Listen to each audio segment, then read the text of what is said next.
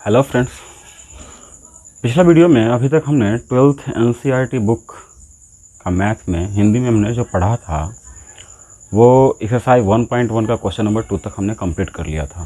तो जिन विद्यार्थियों ने पिछला पहले एक्सरसाइज और एक्सरसाइज के क्वेश्चंस और बेसिक को नहीं देखा है वो पहले उनको देख लें ताकि उन्हें आसानी से ये एक्सरसाइज और इस एक्सरसाइज से संबंधित इसकी जो बेसिक है ये बातें उन्हें आसानी से समझ में आ सके।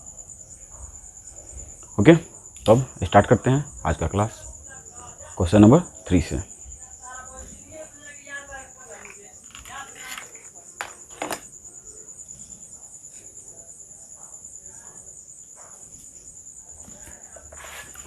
हमारा क्वेश्चन है क्वेश्चन नंबर 3।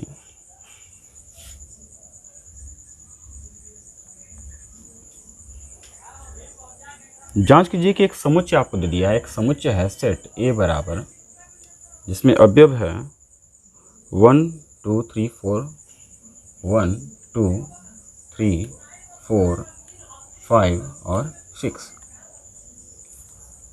इसमें एक रिलेशन दिया है। रिलेशन कह रहा है कि जिसका अवयव है ए जो है सो बी से संबंधित है। और ये संबंध किस प्रकार से रिलेटेड है कि रिलेशन में है such that b equal to a plus 1।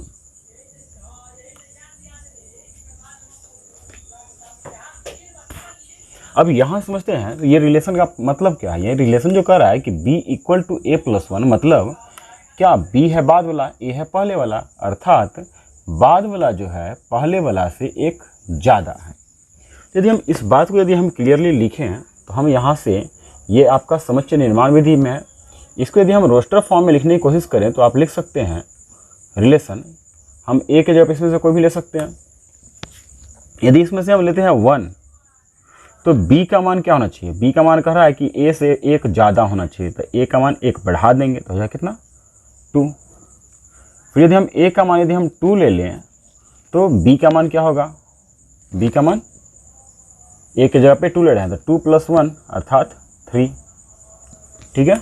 फिर a का मान अब यदि हम 3 लेते हैं तो b का मान हो जाएगा 3 प्लस 1 अर्थात 4। फिर अब यदि हम a का मान 4 लेते हैं तो b का मान हो जाएगा 5। इसी प्रकार यदि हम a का मान 5 लेते हैं तो b का मान हो जाएगा 6। और a का मान यदि 6 लिया जाए तो b का मान हो जाएगा 6 प्लस 1 अर्थात 7। और 7 इस सेट में नहीं है इसलिए इसकी कहानी समाप्त और ये बन गया आपका रिलेशन।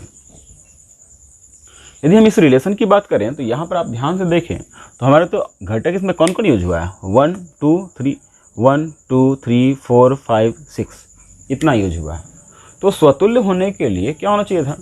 स्वतुल्य का घटक है दोनों बराबर होना चाहिए अर्थात ए 1 1 2 2 3 3 4 4 5 5 6 6 ये इसमें होना चाहिए था जो इसमें नहीं है। इसको यदि हम लिखना चाहें तो लिख सकते हैं चूँकि बराबर वाला घटक अर्थात a does not belongs to relation.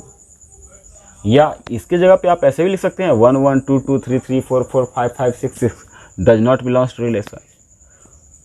तो यहाँ पे हो जाएगा इसलिए आर में स्वतुल्य संबंध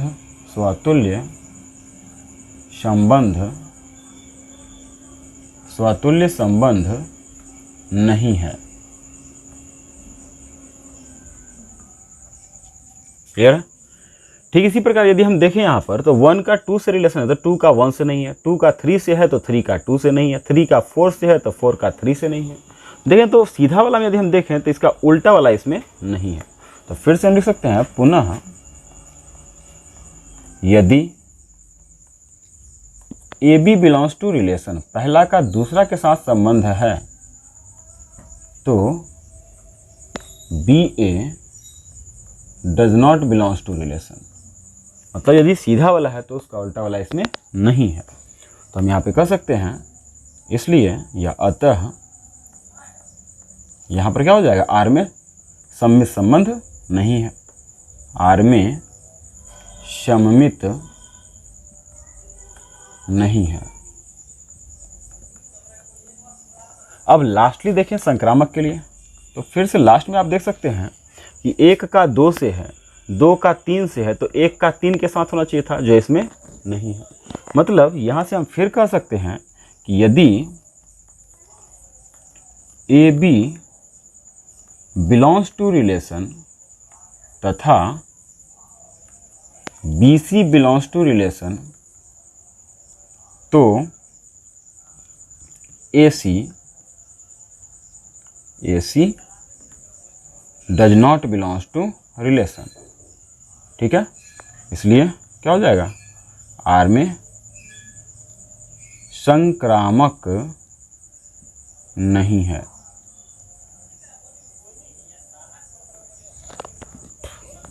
तो इस प्रकार से हमारा क्वेश्चन नंबर 3 कंप्लीट हो जाता है। देखते हैं next question, question number 4। 4 number हमारा क्वेश्चन है,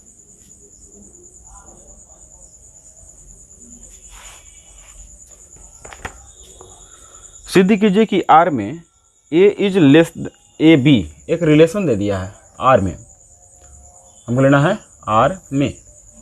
रिलेशन इस प्रकार से है कि आर, क्वेश्चन नंबर 4 है ना, R equal A to B, A related है बी से, और फिर कह रहा है such that A is less than less equal B. यदि यहाँ पर समझे तो यहीं से हमारा आंसर मिल जाएगा।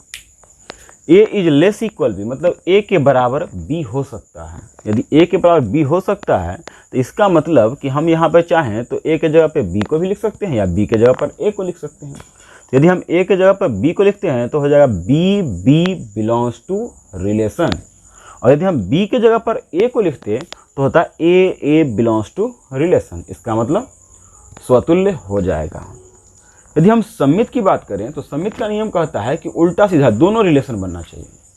अब देखिए यहाँ पे यदि हम इस रिलेशन को उल्टा करके देखें तो क्या संभव है कि नहीं, ए इज लेस इक्वल बी, तो क्या हम बी इज लेस इक्वल ए लिख सकते हैं? नहीं होगा, तो यहाँ पर सम्मित संभव नहीं है। चलते हैं संक्रामक के लिए समझते हैं। यदि ए यदि बी से कम है या बी के बराबर होता है, बी यदि किसी सी या सी से कम होता है, तो उस स्थिति में ए सी से कम होगा, कन्फर्म हो जाएगा, इसलिए संक्रामक भी हो जाएगा। तो यहाँ से समझते हैं इसको हम शो कैसे करें। यहाँ से हम लिख सकते हैं चूंकि A is less equal B, तो A B belongs to relation. अब इसी क्वेश्चन को यदि हम इसी बात को यदि लिखना चाहें या आपका कह रहा था प्रश्न, यहाँ पे हम लिख सकते हैं प्रश्न से ये हमारा क्वेश्चन कह रहा है कि यदि a का मान b से छोटा हो या b के बराबर होता है तो उस स्थिति में ए बी संबंध का सदस्य हो जाएगा। अब इसी चीज़ को यदि हम आगे बढ़ाएं तो देखिए, तो चूंकि हम इस बात को अब यहाँ से लिखना चाहें तो चूंकि a is less equal b, तो b के जगह पे हम चाहें तो a is less equal a लिख सकते हैं या नहीं? लेस तो नहीं है लेकिन इक्वल तो कन्फर्म है, इक्वल संभव है। तो यहाँ पे इस बात से आप लिख सकते हो कि a is less equal b है, तो हम यहाँ से लिख सकते हैं इसलिए a इक्वल b हो सकता है,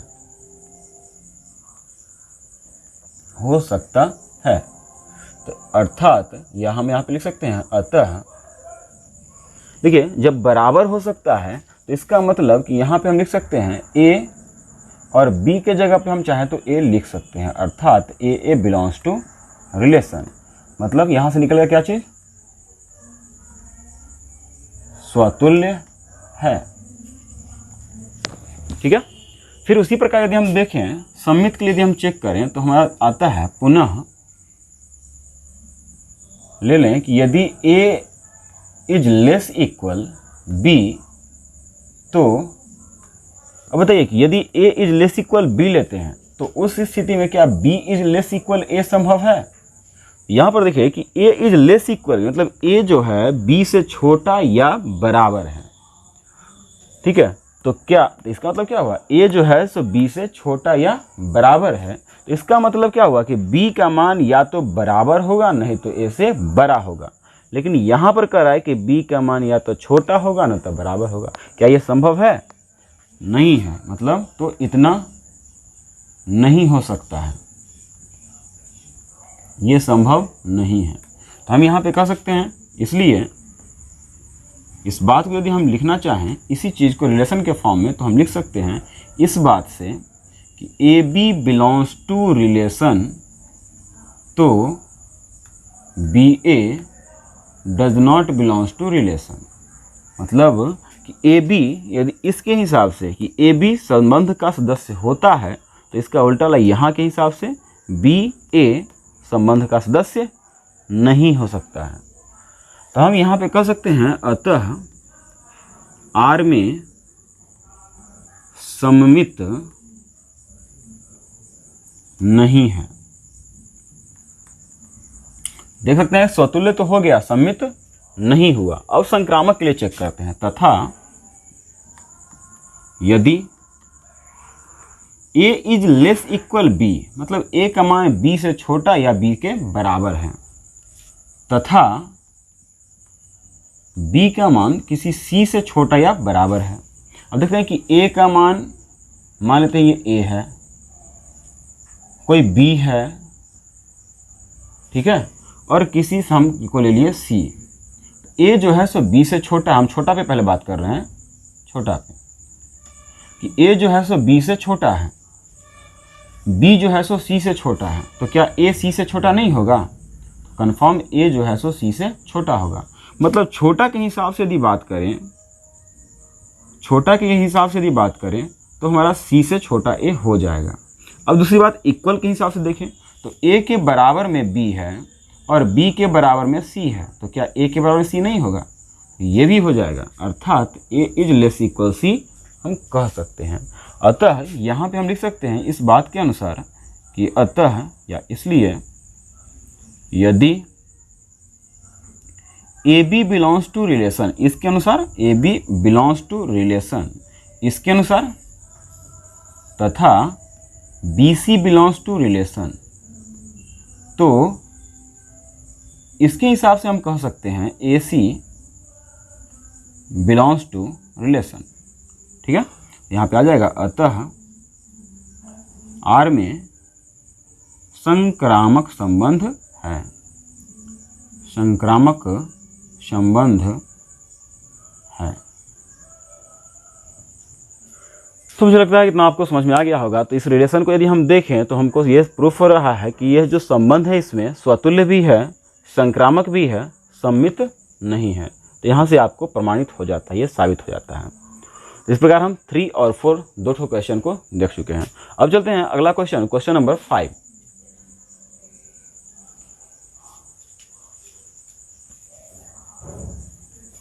चलिए अगला में देख लेते हैं, साफ कर लो।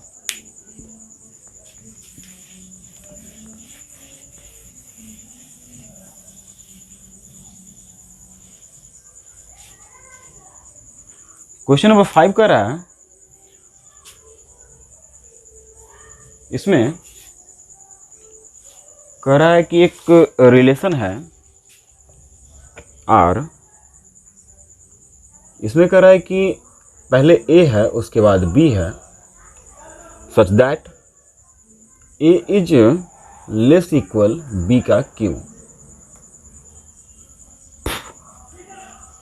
यहाँ पे हमको साबित करना है, जांच करके बताना है स्वतुल्य समित संक्रामक को, कि ये हमको जांच करके दिखाना है कि स्वतुल्य समित संक्रामक है या नहीं है। चलिए हम इसको देखते हैं इसको। यहाँ से क्वेश्चन को देखें तो प्रश्न हमारा क्या कह रहा है? हमारा प्रश्न कह रहा है, प्रश्न से A is less equal B का क्यू, तो A B belongs to relation. मतलब ए का यहाँ पर रिलेशन कर रहा है कि यदि ए का मान बी के क्यू से छोटा हो या इसके बराबर होता है तो उस स्थिति में संबंध होगा ए बी। इसी बात को हमने यहाँ पे लिख दिया है कि प्रश्न कह रहा था a is less equal B q, तो ए बी जो है सो संबंध का सदस्य है। चलिए हम यहाँ से जांच करते हैं स्वतुल्य हो सकता है कि नहीं। स्वतुल्य देखिए यहाँ पे ए लेस इक्वल बी क्यू, तब जाके ए बी हो रहा है। तो हम यहाँ पे देखते हैं कि क्या ए लेस इक्वल ए क्यू होता है क्या? यदि ऐसा होता है तो ए बन जाएगा। चेक करके देखते हैं क्या ऐसा संभव है।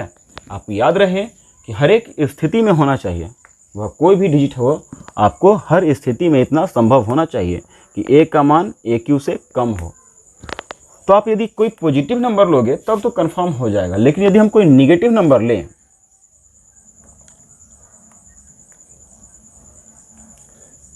यहाँ पे देख लेते हैं, जब ए इज लेस इक्वल, या यहाँ से हम चलते हैं इसे, इसको नहीं, ये नहीं हो सकता, नहीं हो सकता। आपको क्यों नहीं हो सकता, तो कारण देखते हैं। माना एग्जाम्पल के साथ समझते हैं, एग्जाम्पल लेकर के देखते हैं।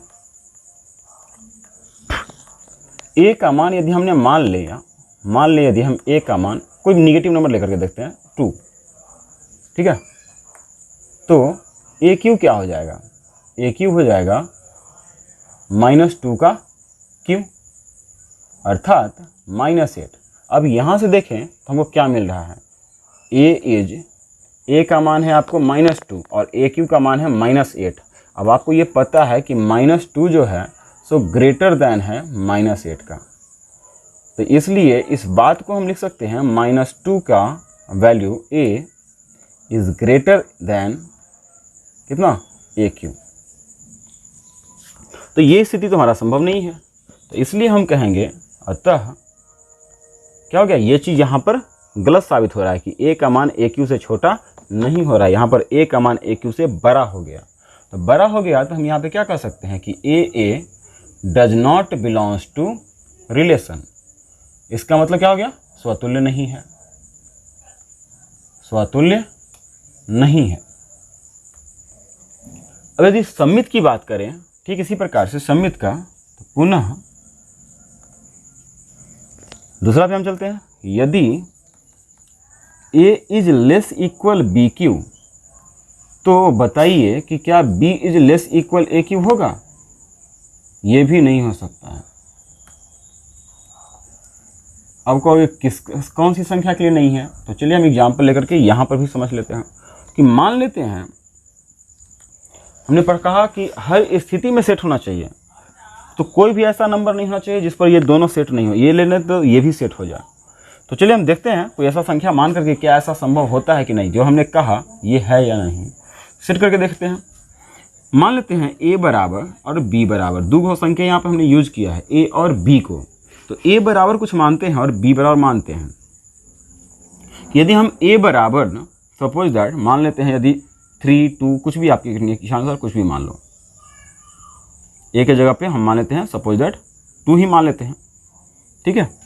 तो यहाँ पे a का मान यदि 2 मानते हैं, 2 का क्यों कितना 8 से अब कुछ भी ले लीजिए, 9 मान लीजिए, ठीक है। तो यदि यहाँ पे 3 लेते हैं तो 3 का क्यू हो जाता है 27 से एभव कुछ भी ले लेते हैं 30 29 कुछ भी आप ले लीजिए, या यहाँ पे यदि 4 लेते हैं तो 4 का क्यू हो जाता है 64 से एभव में जो यहाँ पे b का मान ले लीजिए, उससे कोई मतलब नहीं है, आपकी इच्छा कोई भी आप डिजिट ले सकते हो, लेकिन इस बात को ध्यान रखो कि हम किस प्रकार से ले रहे हैं। यदि हम पहला को चेक करें, यदि हम चेक करें a is less equal B cube को, क्या होता है, तो a का मान 2 लेस इक्वल b का मान 9 का यदि हम q करें तो हमको मिलता है 2 इज लेस इक्वल 9 का q हो जाएगा 7 2 9, ये तो हो गया आपका सत्य, ठीक है। पहला तो सत्य हो रहा है। चलिए दूसरा शर्त को चेक करते हैं। दूसरा शर्त है b is less equal a Q, क्या होता है, b का मान है आपके पास 9 लेस इक्वल a का मान हमने माना था 2 का q, ये हो गया 9 इज लेस इक्वल 8, क्या ये सही है, ये हो गया हमारा असत्य, गलत हो गया। यहाँ पे कह सकते हैं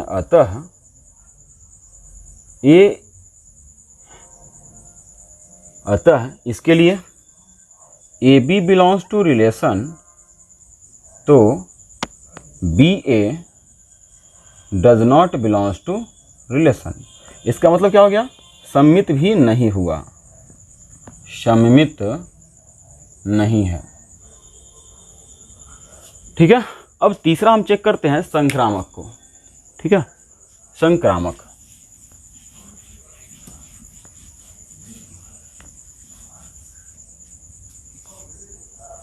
संक्रामक के लिए हम चलें तो हमारे पास है तथा, संक्रामक की बात कर रहे हैं तो संक्रामक में दो शर्त तो हम पहले ही ले लेते थे कि यदि पहला शर्त A is less equal B cube तथा B is less equal C cube, तो अब बताइए क्या A is less equal C cube होगा?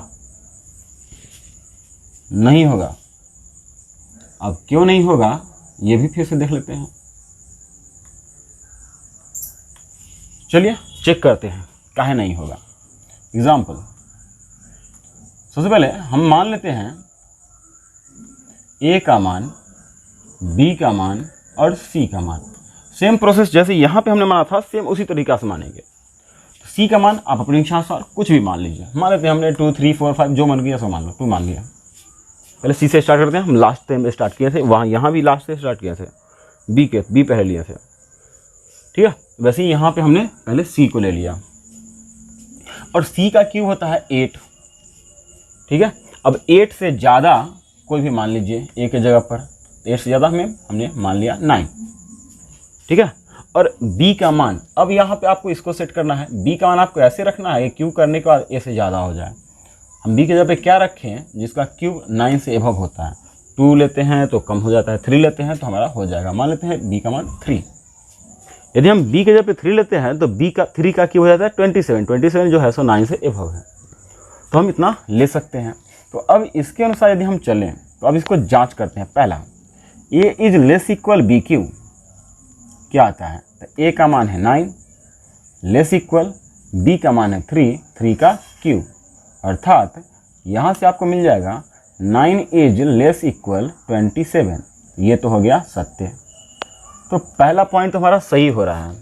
चलिए दूसरा को चेक करते हैं, B is less equal C cube, ठीक है।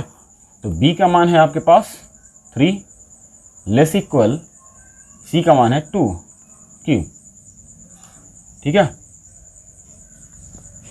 इसको जब हमने सॉल्व किया तो आएगा 3 लेस इक्वल 8, ये भी हमारा हो गया सही।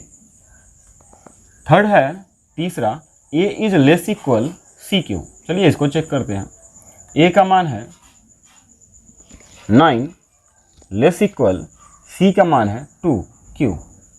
इसको सॉल्व करें तो 9 इज लेस इक्वल 8, ये हो गया आपका असत्य। हो गया, तो 2 ठो सही हुआ, तीसरा सही नहीं हो सका। तो यहाँ पे लिखेंगे इसलिए AB बिलोंग्स टू रिलेशन तथा BC बिलोंग्स टू रिलेशन, तो AC does not belongs to relation. पहला का दूसरा से संबंध है, दूसरा का तीसरा से है, तो पहला का तीसरा वाला से नहीं है। तो यहाँ पे लिख सकते हैं अतः संक्रामक नहीं है, संक्रामक नहीं। ओके, तो इस प्रकार हमारा आज का क्वेश्चन नंबर 2 से 3, 4 और 5 कंप्लीट हो रहा है।